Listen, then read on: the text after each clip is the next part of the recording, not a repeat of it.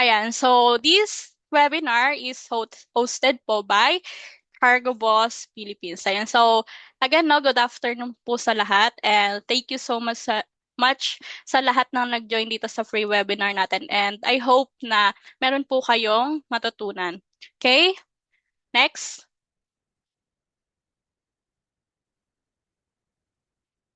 Ayan. So, ito po yung sample ng website natin and then later on, makakakita po kayo ng live po natin sa website. Okay? Next. Ayan. So, ano nga bang common concerns kapag ka nag-i-import? So, number one dyan is yung fear ng delay. Number two, hidden charges. Number three,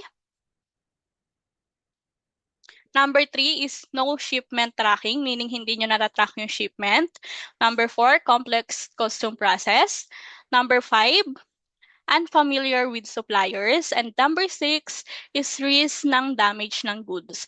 Ayan, so if gagamitin nyo guys si Cargo Boss, all-in rates na po si Cargo Boss from China to PH and then yung process naman po sa pag-import is from the start up to ma-receive nyo yung package is talagang i-guide po kayo ni Cargo Boss. Ayun, so meron po tayong mga customer service na mag-a-assist po sa inyo kapag meron po kayong question.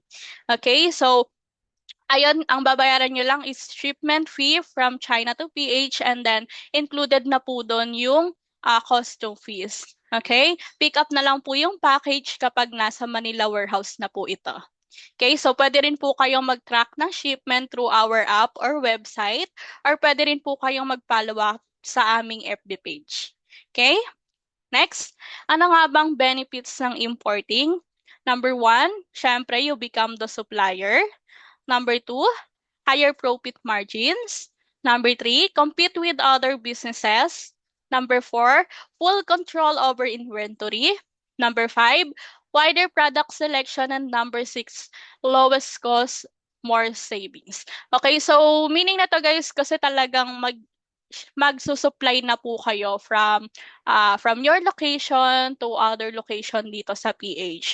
Kaya talagang okay yung magiging market nyo since kayo na po yung magiging supplier dito sa PH. So pag supplier kayo, meaning mababa po yung item na binibenta nyo. Tama? Okay, next. Ayan, so saan nga ba nag import yung mga business owners dito sa Philippines? Ayan, so number one is yung China. Okay, sa China po sila nag-i-import. Next. Ayan, so where to find a supplier nga ba? Ayan, so sa lahat ng newbies or sa lahat ng naka-join dito sa pre-webinar ni Cargo Boss, ang sinasuggest po namin na maghanap kayo ng supplier is sa Alibaba. So bakit nga ba sa Alibaba guys? Si Alibaba kasi guys is English po yung mga supplier na makakausap nyo dito. So hindi kayo magkakaroon ng language barrier. Okay, so familiar din sila sa process kung paano mag-export from China to PH kapag ayun, taga-Pilipinas po yung customers nila. Okay? Unlike po sa other platform na hindi po sila familiar sa mga forwarder katulad ni Cargo Boss. Okay? Next. Ayan. So ano nga ba yung Alibaba? Alibaba is Chinese multinational technology corporation that specializes in e-commerce and retail. Number two, it is where most big factories in China post their products.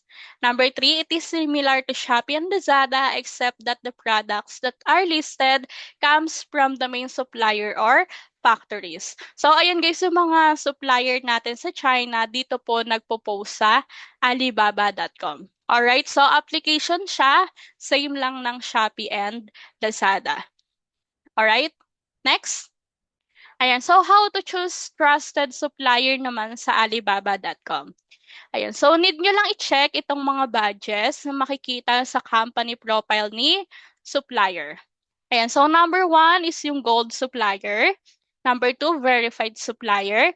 And number three is yung trade assurance supplier. Okay, so ano namang meaning nila? Ayan. So, si gold supplier, guys, ini-ensure ni Alibaba na legally registered po yung business ng isang supplier. Okay? Next. Verified supplier naman is ini-ensure ni Alibaba na reliable po yung makukuha nyong supplier. Okay? Trade assurance supplier naman is yung magpo-protect ng payment nyo sa supplier. So, naka-escrow lang po yung payment nyo kapag nagbayad po kayo sa kanila. So, meaning hindi po agad matatransfer sa supplier yung payment nyo. Pero, manonotify po sila na nagbayad na kayo. Okay, so if yung products nyo is hindi na-meet yung quality standards as per contract with supplier, pwede po kayo mag-apply for refund. Okay, so kapag hindi rin po na-ship on time yung items nyo, pwede po kayo mag-apply for refund sa Alibaba. Okay, balikan po natin. Ayan, so itong mga badges na to guys is makikita nyo po again sa company profile ni supplier. Yung supplier, pwede siyang may gold supplier badge, pwede siyang verified supplier badge, and pwede siyang trade assurance supplier badge lang. Pero may mga supplier na 3 badge is active or meron sila. Okay, so huwag kayo mag-alala guys kasi hindi naman to nadadaya. Kumbaga, ina-award po ito sa kanila ni Alibaba after po nila ma-inspect yung isang business. Okay?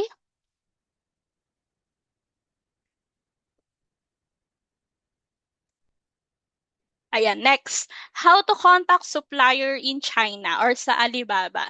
So, for example, ito yung Alibaba app natin. Next. Ayan, so search lang kayo ng items na gusto nyong i-import. Next. Ayan. After nyo mag-search, lalabas na yung options and then click nyo lang po yung chat now option. Alright? After that, ayan, makikita nyo po agad yung supplier kung sino or anong name. Okay? Then, ayan, makikita po or malalaman nila agad na galing kayong ibang lugar or galing kayo sa PH. So, dun po papasok si Cargo Boss. Alright, so need nyo po i-inform si supplier na meron kayong agent or forwarder sa China, which is si Cargo Boss. Okay? Next. Ayan, so, wait lang guys. Check ko lang kung paano ma-delete tong annotation.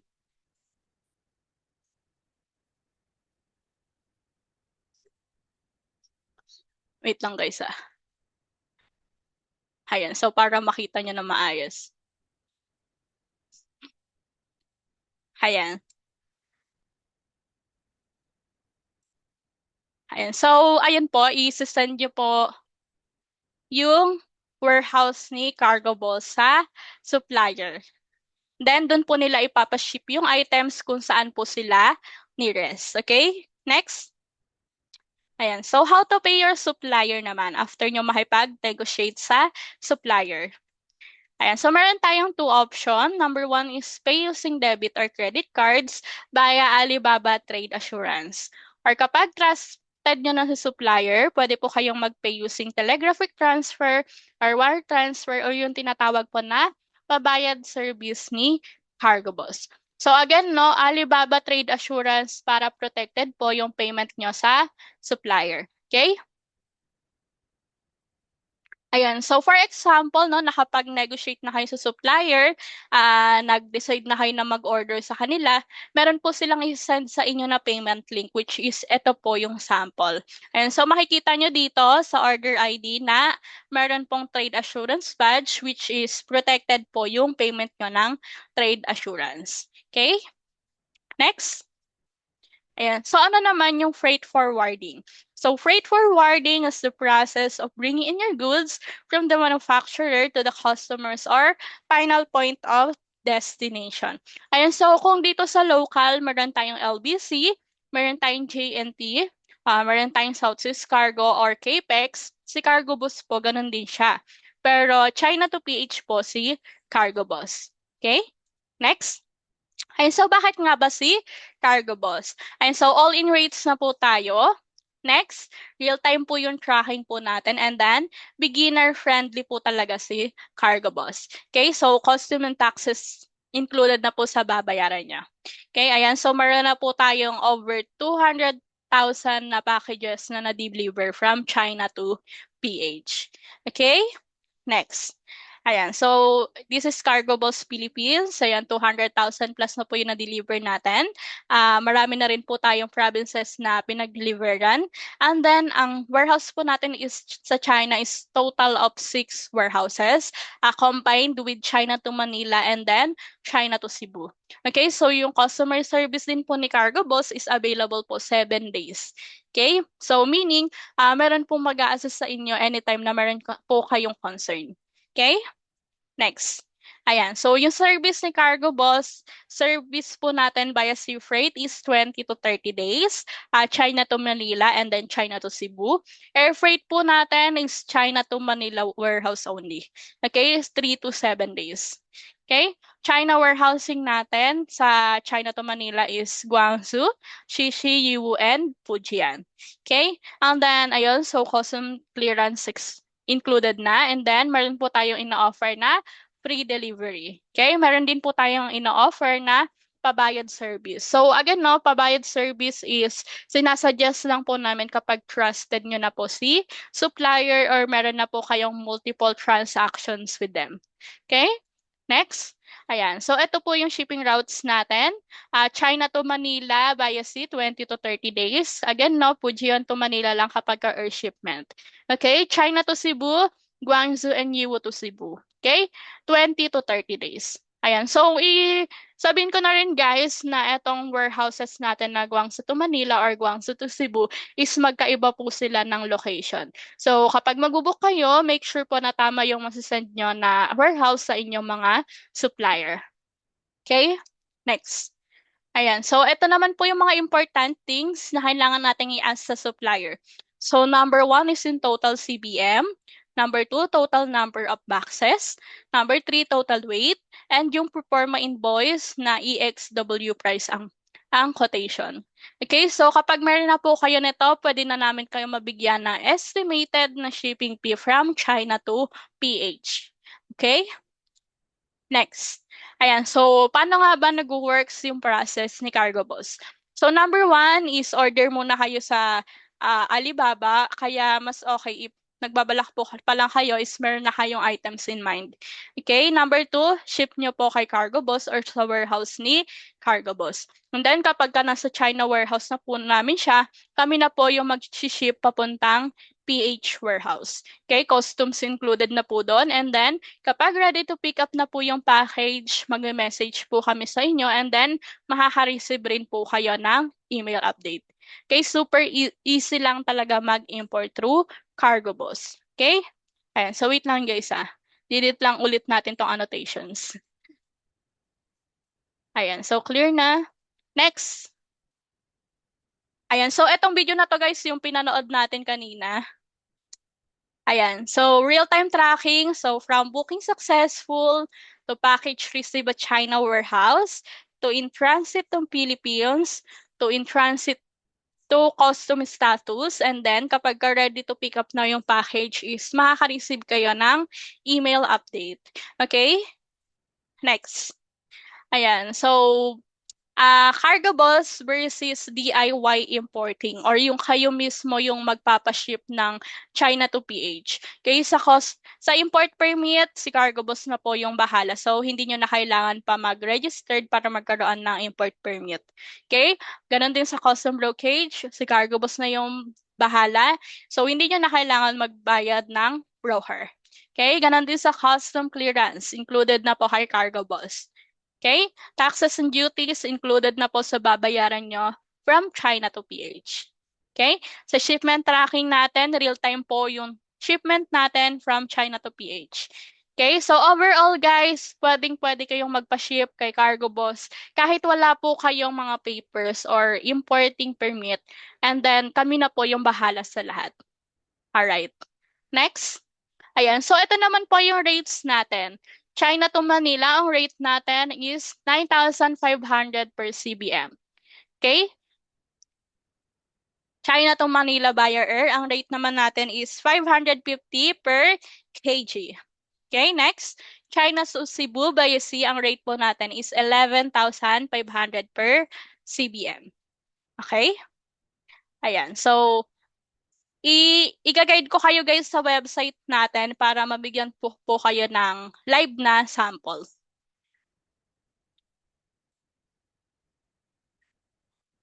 Ayan, wait lang guys ah.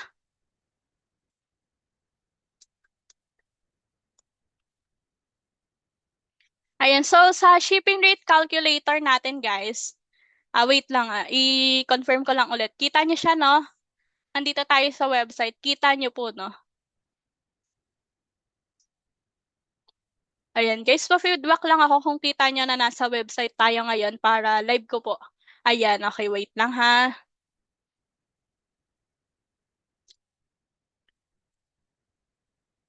Ayan, guys.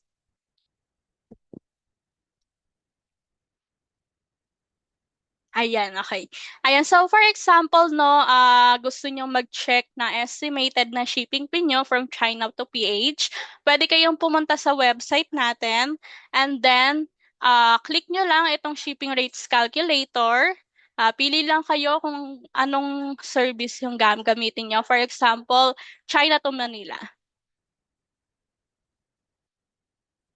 Ayan, click nyo lang yung China to Manila and then input nyo lang po yung details na gusto nyo dito. For example, I will give 100 yung length ng package ko, 50 naman yung width, and then yung height is 20. Ang weight, for example, is 50 kg. Ayan, so makikita nyo na po agad yung estimated na shipping fee from China to PH, which is 1,900 pesos. Alright? So, all-in rates na po yun siya from China to PH and then included na po yung custom taxes and duties. Okay, so sample number 2. 150 length, 50, and then 90. Ayan. So, for example naman, 100 yung weight. Ayan. So, yung rate for these details is 6,460 pesos. Ayan. So, if ever pwede kayo mag-message or mag-comment, tapos itry natin based on your details. Ganyan. Ayan. So, again, ito po yung China to Manila. Guide naman natin kayo sa China to Manila via air. And so for example, since maliit lang kapag ka via air, 40, 20, 10, and then yung weight lang is 5 kg. Ayan, ang rate po natin para dun sa 5 kg is 2,750 pesos, China to PH. Okay? Ayan, so link ng website natin guys is cargoboss.ph. Okay? Yan. So thank you po and balik na tayo dun sa may share screen natin kanina. Ayan. Next. Ayan. So, ayan yung na guide din natin kanina. Ayan. Ayan. So, ito po yung sample ng real-time tracking natin. Ayan. So, kapag na-receive na yung package nyo sa China warehouse, automatic po na lahat ng pinaship nyo is magkakaroon na siya ng details. Okay? Makikita nyo rin doon kung ilang package po ang na-receive ni Cargo Boss. Alright? Next. Ayan, so meron tayong application which is available po sa Google Play Store and then sa Apple Store. Okay, so pwede rin naman kayo sa website ni Cargo Boss which is cargoboss.ph. Okay? Next. Ayan, so tips and tricks natin kapag ka nag-i-import. Ayan, so number 1, communicate inside the app, which is yung sa Alibaba po mismo.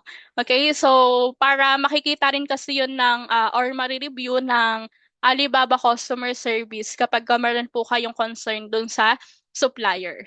Okay? Ayan, so number 2 is start with a sample order para ma-check nyo po yung quality before po kayo mag-large orders. Okay? Number 3, maintain cash flow para tuloy-tuloy ang operations. Number 3, prepare for delays and then stock early, always have a buffer inventory. Okay? Number 5, as for warranty, especially kapag high value yung mga items na i-import. Alright? Okay. Ayan, so next naman, after natin makipag-communicate sa supplier, ang next step nyo after nyo rin magbayad sa kanila is to book a shipment naman sa Cargo Boss. Okay, so number 1, visit nyo lang yung website namin, book your shipment, and then after that, pwede na ipaship ni Cargo Boss, ay ni supplier yung package nyo sa warehouse. Okay? Ayan. Ayan. So, i-guide ko na lang din kayo guys sa live na pag-book sa website namin. Ayan. So, punta ulit tayo sa website. I-share ko ulit siya sa inyo. Ayan. So, for example guys, no, bayad na kayo sa supplier. So, ang next step nyo is to book a shipment naman kay Cargo Boss. Ayan. So, punta lang kayo sa website. Pili lang po kayo ng service na gusto nyo. And then, ayan.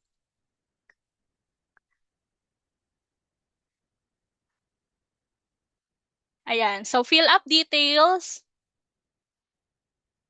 Item description. Any po yan. For example, 1470. Estimated na total package natin is 1. And then, save natin yung information. 0966 2, 3, 4, 5, 6, 7, 8, 9, 10, 11. Ayan, so details nyo po ang ilalagay po sa website ni Cargo Boss. Okay, pili lang po kayo ng cargo size and then complete booking. Ay, sorry.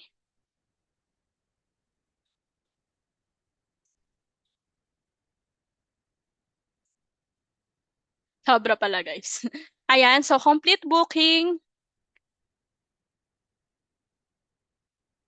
Wait lang, guys. Ayan, so after that, makaka-receive din kayo agad ng email update from Cargo Boss.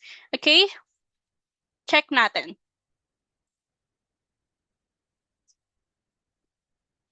Ayan. So, right after nyo mag-book sa app or sa website ni Cargo Boss is, makaka-receive po kayo agad ng email update. Okay? Ayan. So, your unique order number code is ito po. Ito po yung ipoprovide nyo kay supplier. So, ayang unique order number code is yung magsisilbing shipping mark nyo from China to PH. So, importante po siya na meron po sa lahat na outside packaging. Okay? Ayan, so nandito rin po yung mga guide natin. Okay, full details. And then ito po yung sample. Ayan. Ayan, so again, no, need po siya na meron sa kada packages nyo. Okay, so need po, before pa lang po ipaship ni supplier ang package, meron na po kayong shipping marks or nakadikit na po siya doon sa package nyo. Alright? Ayan, so meron din dito tayong guide ng warehouses natin. Okay? Ayan. Ayan, so after that, kapag ready na po i-ship yung items nyo, pwedeng-pwede na siyang i-ship ni supplier sa warehouse kung saan po siya nearest. Okay, so again, no, ingat kayo guys dito sa pagbigay ng details kasi magkaiba po ang warehouse natin, China to Manila and then China to Cebu. Okay? So far guys, ayun lang naman and then i-share ko ulit sa inyo yung screen nung guide sa pag-import. Wait lang guys. Ayan. Alright.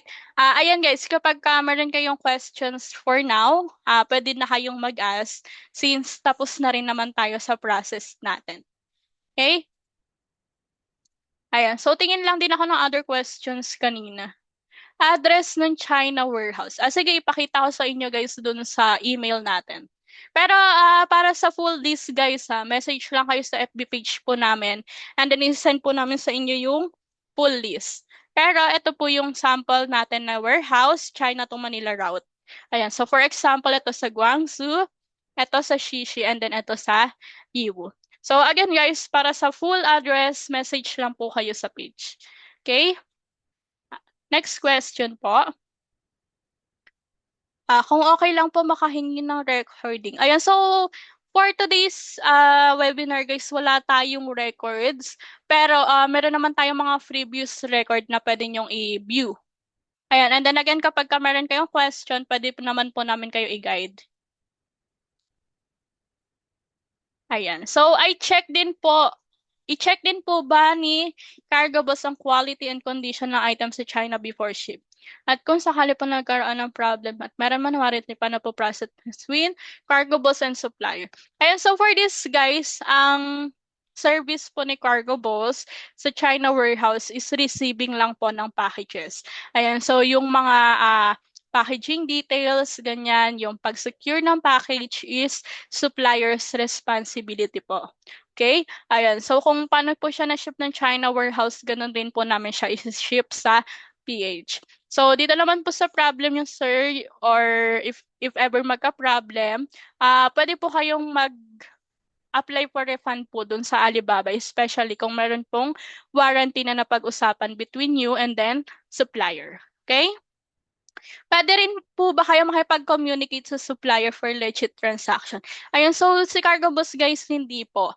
Ang supplier, ang communication is between lang po sa supplier and then customer, especially kapag mag-order po kaya ng items. Okay? So again, meron naman tayong guide kung paano i-check kung legit si supplier. Okay? Question, nasa province po kasi kami, paano kami magpapadeliver sa province namin? Ayan, so service ni Cargo Boss guys is China to Manila or China to Cebu. Ayan, so if ever na hindi kayo makaka-pick up on our warehouse, pwede naman kayo mag-contact ng local carrier. For example, local carrier like South Seas, Capex, or AP Cargo. Ayan, so pwede naman yun guys.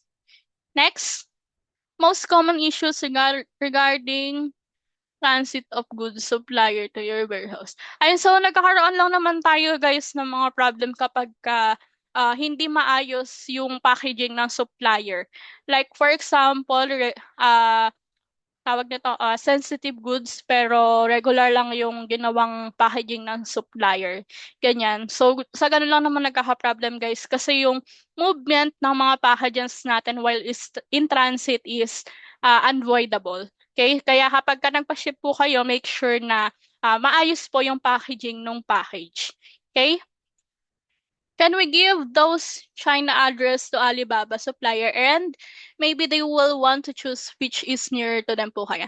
Ayan. So yes guys, kung anong service for example, China to Manila or China to Cebu, send nyo lang po sa kanila yung address and then pipili po yan sila usually kung saan sila nearest. Para hindi rin po kayo mapamahal kasi ng shipping fee China to China. Alright? What if meron pong damage yung package? Mindanao tumbahin po ako sa Cebu pinaship via cargo. Ayan, so sa ganito namang mga instances guys, nagkakaroon naman po kami niyan ng investigation. Kaya if ever po, i-update rin naman po namin kayo and then gina-guide naman po namin yung customers. Okay? Can we request copy of the slideshow instead? I-check ko to guys if pwede ko siyang i-share sa inyo. Okay? Pwede din ba makahingi? Ayan. So, wala tayo recording, ma'am, as of now eh. I-check ko na lang if pwede natin ma-provide yung copy ng slides. Do you also do shipping from PH to China? Ayan. So, hindi po. For this po, hindi po nagsaservice ng ganito si Cargo Boss. Pero usually guys, hindi naman na nila yan pinapabalik sa China. Kumbaga, depende na lang din sa magiging usapan nyo ni supplier kung ano yung magiging resolution. Ayan. If we have already contact sa suppliers sa China, do we have to ask na lang ng CBM and cages and box dimension and then book through cargo bus? Tama po ba? Ayan. So yes, tama po yung understanding mo, Ma'am Jenisil.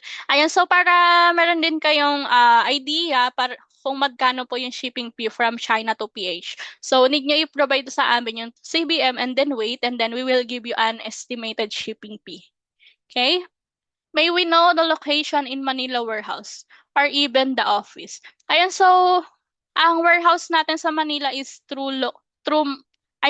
located po siya sa Malabon, 59 Rivera Street, Malabon. Okay? Ayan, so wala pala siya dito sa booking successful. Pero indicated siya doon guys sa may, so kapag ka nasa Manila warehouse na yung package nyo, nakalagay po doon yung warehouses natin. Or you can message us on our FB page and then we will give you the exact location. Okay? Do you have a standard packaging recommendation to the supplier that can specify them to avoid damages? Ayan. So yes guys, for this po, indicated rin po siya sa terms and conditions ni Cargo Boss. Okay? Ayan, so few questions. Supplier wants to declare goods. Ano ibig sabihin nun and anong role ko and role ni Cargo Boss regarding that? So for this, ma'am, need mo po i-double check kung declare po ba ng export declaration para mag-guide po namin kayo or ma-explain po namin sa inyo ng mas maigi. Okay? Ma'am Janeline, ask nyo po if declare for export declaration. Okay? Paano malalaman kung supplier may DDT, ICC, NTC approved? And so, pwede naman nyo i-answer sa kanila yung mga papers po na if meron po silang ganitong papers. Ayan. So, paano magbabayad sa supplier? Ano ang mode of payment? Ayan. So, wait lang guys. Meron akong slide dito ng guide kung paano magbayad sa supplier.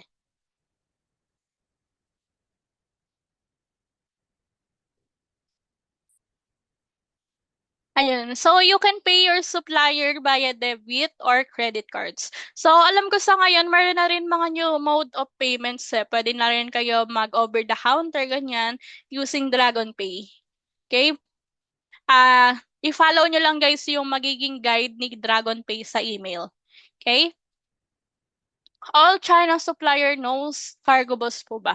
And so, need nyo pa rin po sila i-inform guys kung sino si Cargo Boss or saan po yung warehouse natin sa China. Since hindi lang po kasi si Cargo Boss yung nag-offer ng ganitong service.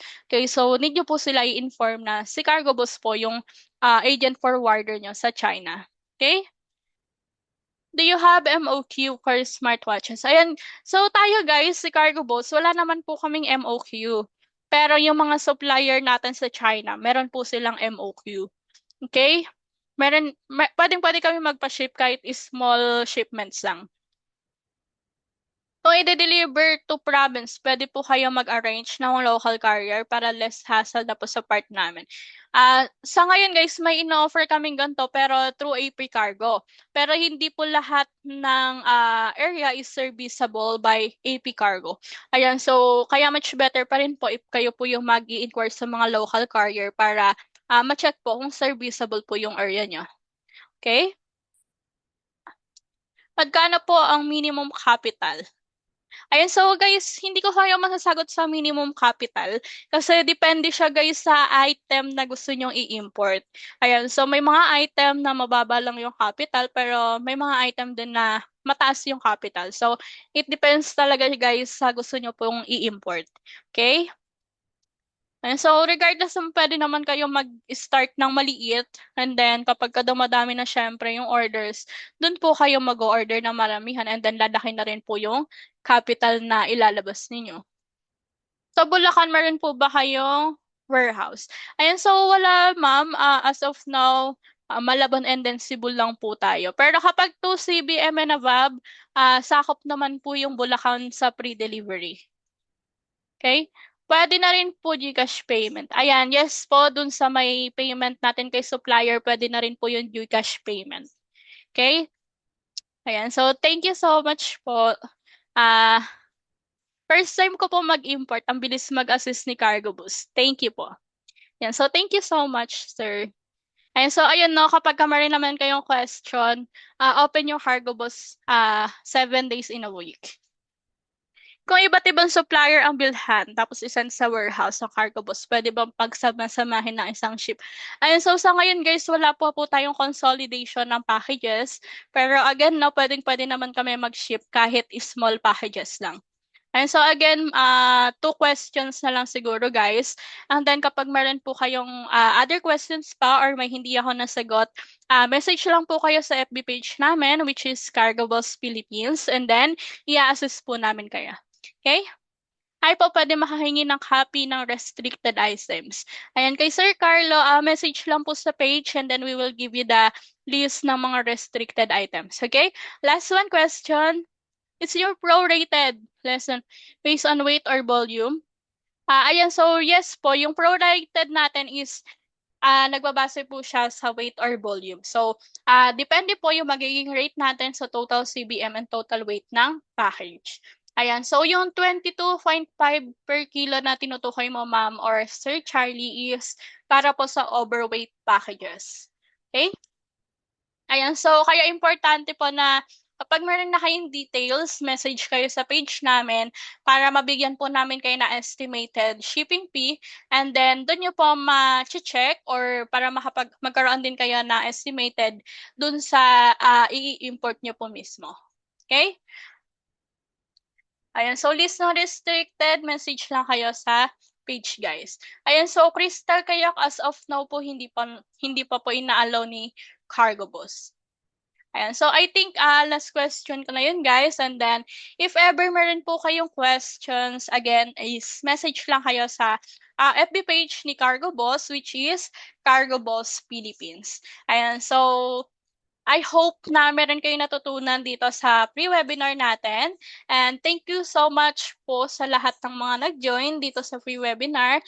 And I hope na makita ko kayo sa may FB page namin to assist you sa pag-import. Okay? Good luck po sa pag-import, and I hope na magkaroon kayo ng maraming customers. Okay? Thank you so much po ulit sa pag-join dito sa pre-webinar ni Cargo Boss.